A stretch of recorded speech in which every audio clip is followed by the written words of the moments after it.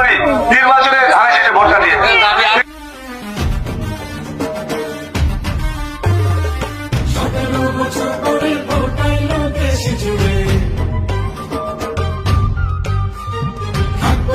ঘরে বসে কেন্দ্রে যাব মিলে মিশে